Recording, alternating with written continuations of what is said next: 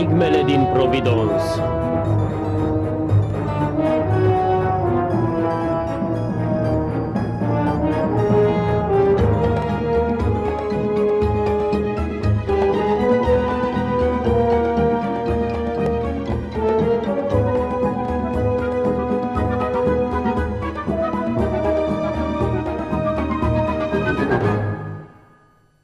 Înainte să existe gheața și focul, înainte de apariția triburilor, cele 7 maimuțe au îngropat o comoară inestimabilă a omenirii într-un loc fermecat.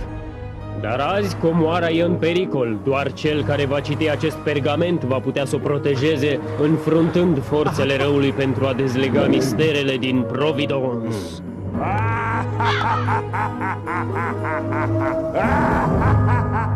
Ramură bătrână.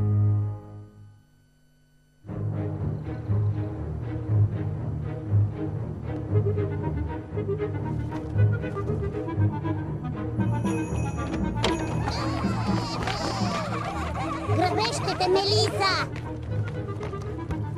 Acum veniți? Mai atenți! Era cât pe ce să plec fără voi.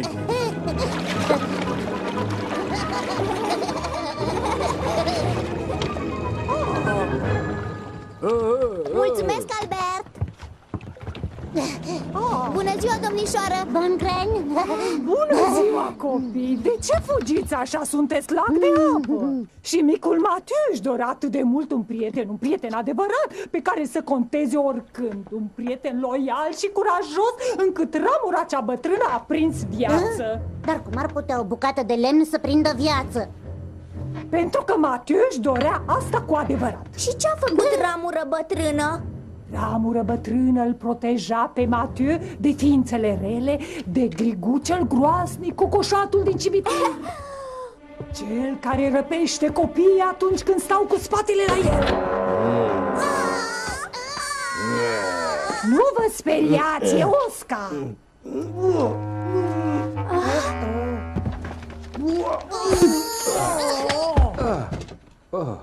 Mulțumesc, domnișoară Bongren, credeam că o să mă sufoc. Masca aceea e cam strâmtă pentru mine. Ai ajuns la timp, dragă Oscar. E târziu, întoarceți-vă acasă, copii, vom termina povestea mâine.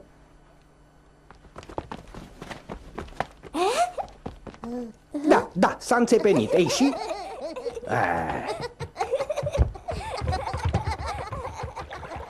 Vă plac mult copiii? Ce vrei, Oscar? Pentru o bătrână neputincioasă ca mine, copiii sunt ca o rază de soare. Apropo de soare, azi nici urmă de el. Ce-i zice de un ceai bun, Oscar? Nu pot să vă refuz, dar permiteți-mi să vă servesc eu însumi după ritualul japonez Oshakumi.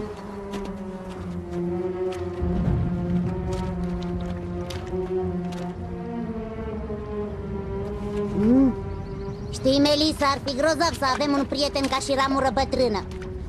Un prieten bun care să ne sară în ajutor când frații Cerbère se leagă de noi. Sau care să-i pedepsească pe oamenii mari când le fac rău copiilor? Exact. Ce mult mi-aș dori ca ramură bătrână să existe cu adevărat. Ramură bătrână? Prietenul copiilor? Fie, nu poți refuza un copil.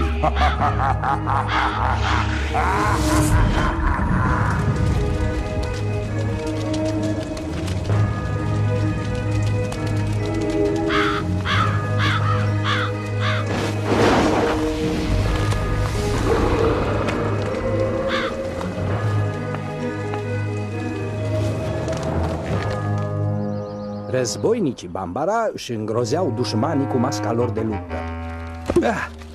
Credeți-mă, pe cuvânt, e de-a dreptul impresionant. Mie îmi spune ce ar mai râde dușmanii dacă l-ar vedea pe Oscar scoțându-și masca. Jimmy, crezi că Oscar v-a făcut o demonstrație ca să-ți audă comentariile? Crezi că nu are altceva mai bun de făcut?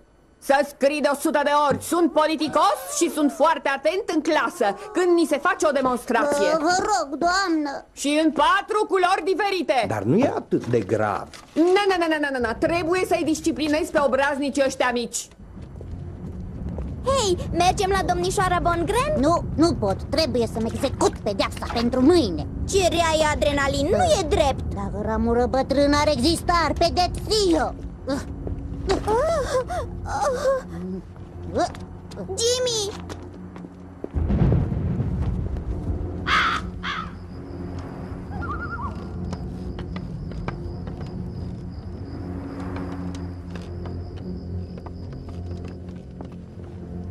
Oh!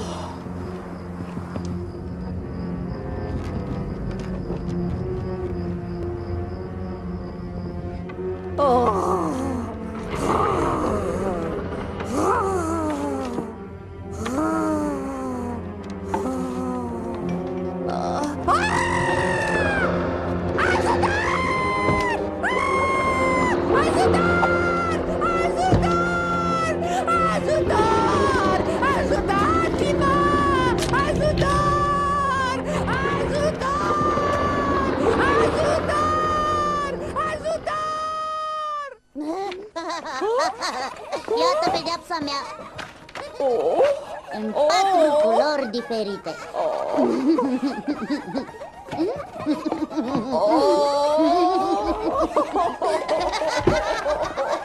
Am auzit că Adrenalin a fost atacată de o creatură de lemn.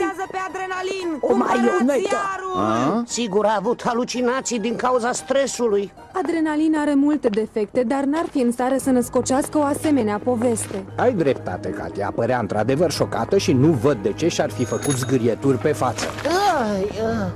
Ai o explicație rațională? De ce crezi că există o explicație rațională? Eu cred mai degrabă că avem de-a face cu un nou mister.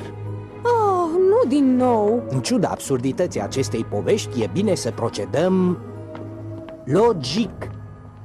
Să o luăm spre pădure, poate o mică plimbare ne va inspira. Oh, nu! După furtună, precizie, noroi peste tot. Da, dragă Marten, știam că pot conta pe tine.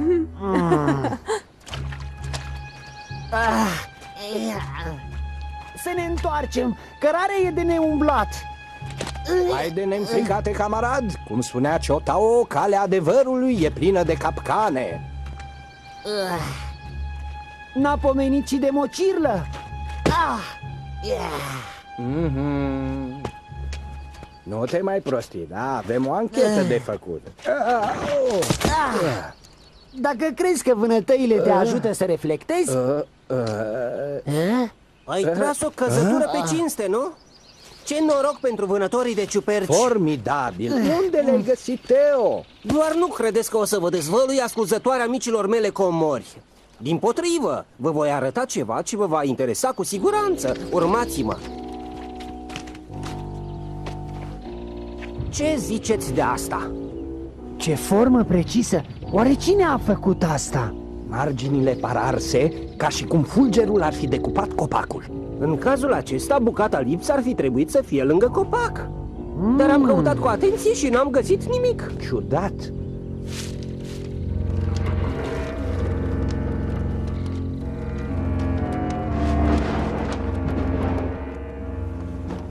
Ușurel, puștanilor!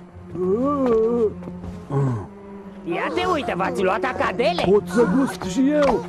Oh, aroma mea preferată, cola și cireșe. La o parte, acadelele sunt bune, dar sunt și mai bune când ți le cumperi singur. Mâine să ne aduceți bani să ne cumpărăm acadele, ai înțeles? Mai ai timp să fugi. Biju, e rândul tău.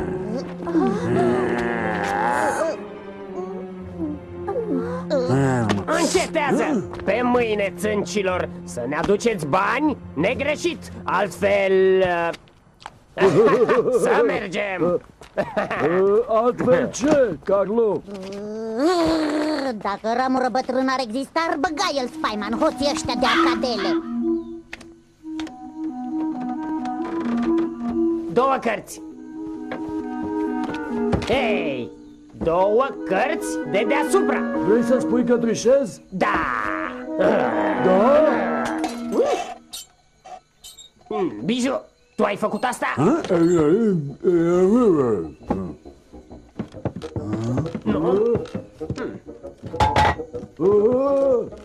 Fără glume, cine e acolo?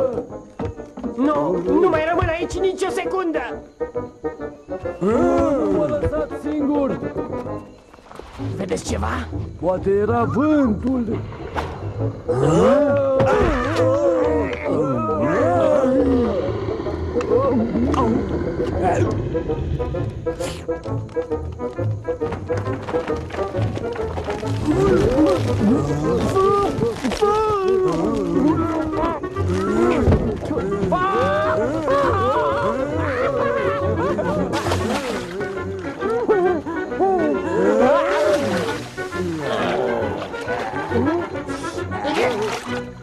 Da, chiar așa, ca și Adrenalin, o creatură de lemn.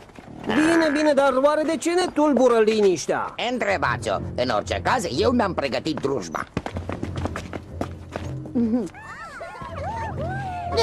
Hei, ascultați-mă! O să vă spun un secret, dar trebuie să jurați că nu o să-l divulgați. De acord? Da, de acord, Să povestesc despre ramură bătrână. Bună! Despre ce e vorba? Despre personajul misterios care a atacat pe Adrenalin și frații Serber. Vechea poveste cu marioneta malefică. Dar, Oscar, ai văzut că nu s-a mai întâmplat nimic de câteva zile. Da, dar ceva s-a schimbat în Providence, voi n-ați observat? Nu, n-am observat. Hei, ce înseamnă asta? Ai putea să-ți ceri scuze. Ah, copiii ăștia nu mai știu să se poarte. Exact, priviți, uite acolo. Acolo se joacă în mijlocul străzii fără să le pese de mașini. Și acolo numai un pic de respect față de adulți. Ba mai mult, s-ar spune că lumea se teme de ei. Uimitor, nu? Dar totul e pe dos. Exact. Să-l interogăm pe amicul nostru. Ai devenit foarte politicos, Carlo, faci progrese. Da, ce e rău în asta? Sunt doar surprins. Tu, spaima copiilor. E ceva despre care vrei să ne povestești? Mai bine nu. Pot apărea urmări. Urmări? Oscar, i-ai văzut pe Jimmy și Melissa? N-au mai venit la mine de câteva zile. Nu le stă în fire. Salut, copii! Azi nu mergeți la școală? Domnișoara Bongren e îngrijorată că nu mai vizitați. Păi,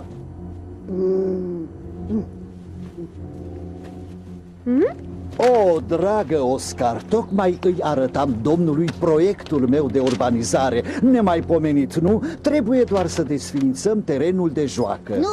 Nu puteți face asta, e terenul nostru de joacă.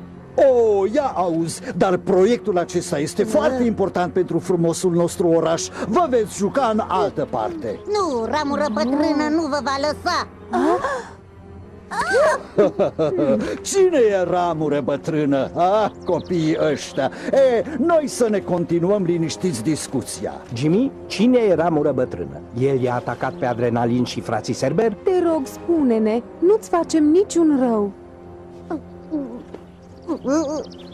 Ceva îmi spune că misteriosul personaj de lemn ne va vizita din nou în seara asta.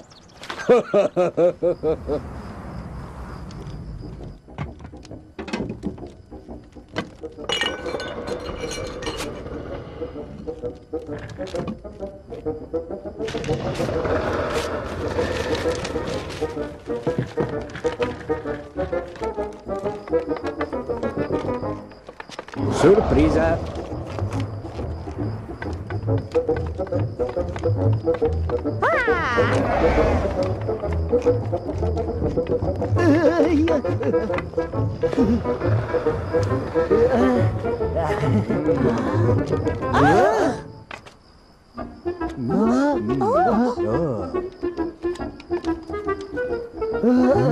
Nu mai înțeleg nimic, o simplă bucată de lemn. Vrea să fugă!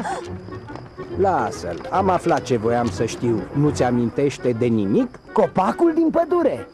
Exact. L-am pierdut. N-am terminat discuția, Jimmy. Îmi dai voie? Te vei bucura să afli că proiectul primarului a eșuat. O misterioasă creatură de lemn a distrus planul lui Rudolf. Ce uituc sunt! Tu știi deja pentru că tu l-ai trimis pe ramură bătrână, nu-i așa? Ei, Ascultă, Jimmy, nu știu cum ai făcut asta, nici măcar de unde vine ramură bătrână, dar nu mai teroriza orașul cu ajutorul lui. Dă-mi drumul, voi vă purtați urât cu copiii și dacă nu mă lași în pace, ramură bătrână te va pedepsi. Da? Te înșel, Jimmy, eu te voi pedepsi dacă mai aud de ramură bătrână. De data asta nu va trebui să scrii nimic, ci vei primi o mamă de bătaie. Nu fi rău, Oscar, să-l ameninți pe Jimmy nu e o idee prea bună.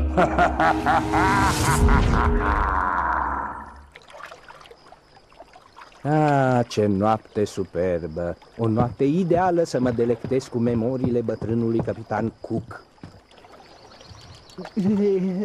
Martin, dacă-ți mai clănțele dinții, vei fi depistat cât ai clipi. Nu știu cum reușești să fii atât de calm. În plus e umed aici. Mi-e frig. Răbdare, amice, dacă am calculat bine, ramură bătrână ar trebui să ne viziteze în curând. În plus nu e decât o bucată de lemn, n-ai motive să te temi. O bucată de lemn? Dar nu orice bucată de lemn. Liniște, Martin. Taci, te rog. Ai spus liniște? Dar ține de bine, sosesc! Haide, Martin!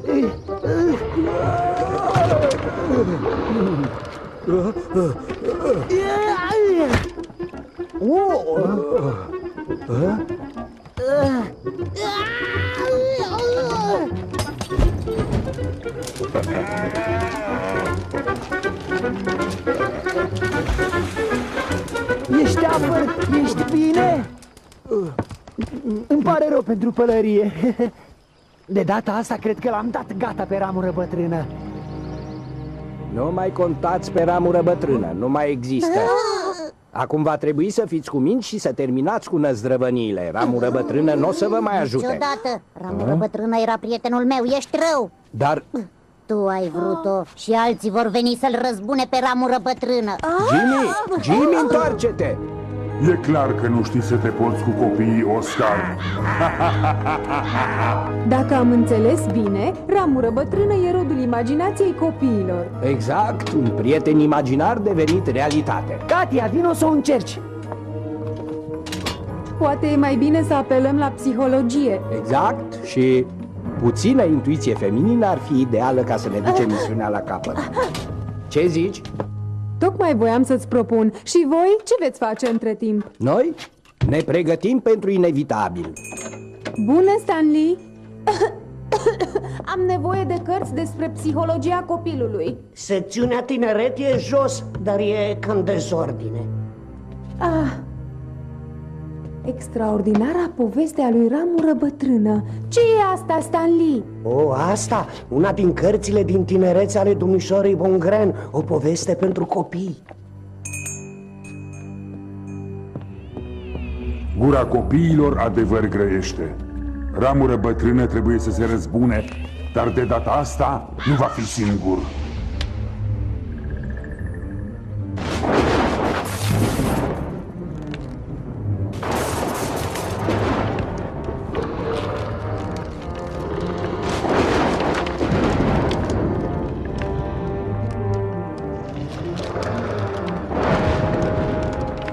Incredibil! Nu avem nicio clipă de pierdut.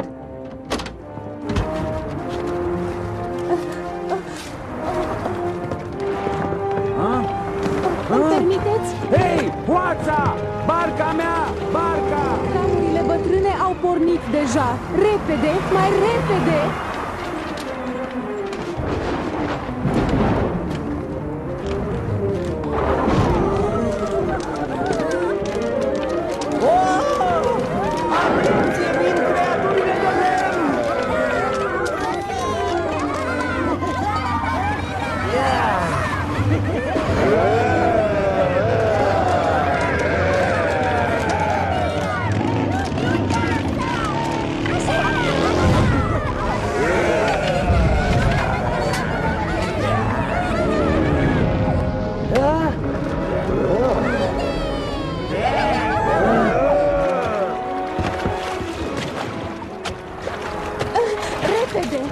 Repede!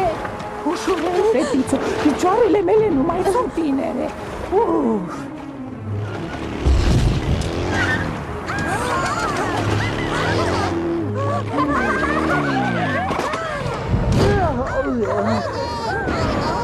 Nu vom reuși niciodată, sunt prea rezistente. Curaj, atacăm din nou! Oh, combustibilul!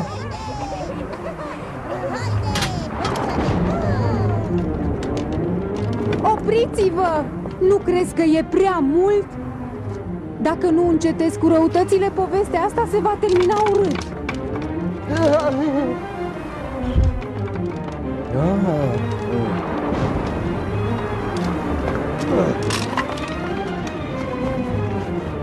Ai dreptate, Jimmy. Tu ai citit povestea lui Ramură Bătrână, dar nu știi sfârșitul. Povestea se termină cu dispariția lui Ramură Bătrână. Pentru că Mathieu, eroul din cartea mea, nu mai are nevoie de el. El hotărăște să-și asume singur responsabilitățile. Și tu poți face asta, Jimmy. Toți puteți. Da, înțeleg. Iertați-mă, îmi pare rău.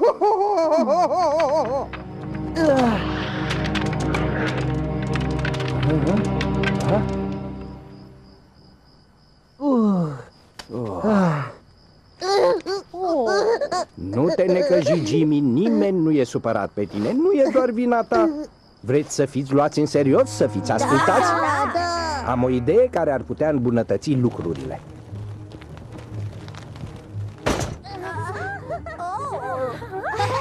Ei, a acceptat? N-a avut de ales. De aici înainte, Consiliul Municipal din Providence se va consulta cu Comitetul Copiilor pentru toate deciziile importante. Uite, președintele lor e deja la lucru. În privința deschizării terenului de joacă, copiii sunt fermi. Ne opunem.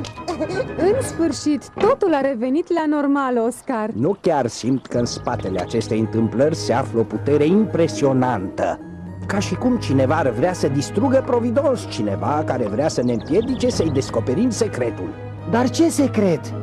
Copiii noștri au fost manipulați. De cine? De ce? Prieteni, va trebui să găsim răspunsul la aceste întrebări. Iar o bucată de lemn nu e de ajuns să mă facă să renunț. Sper, Oscar, sper. Ei, ne revedem foarte curând. Au dublat în limba română actorii Daniel Vulcu, Rodica Suplăcan, Ana Maria Vlad, Andrian Locovei, Ileana Iurciuc, Sebastian Lupu, Richard Balint, Anca Sigmirian, Iona Brudan. Traducerea și adaptarea Ioana Chiba. Regia Mariana Presecan și Doru Presecan. Dublajul a fost realizat de Zone Studio Oradea.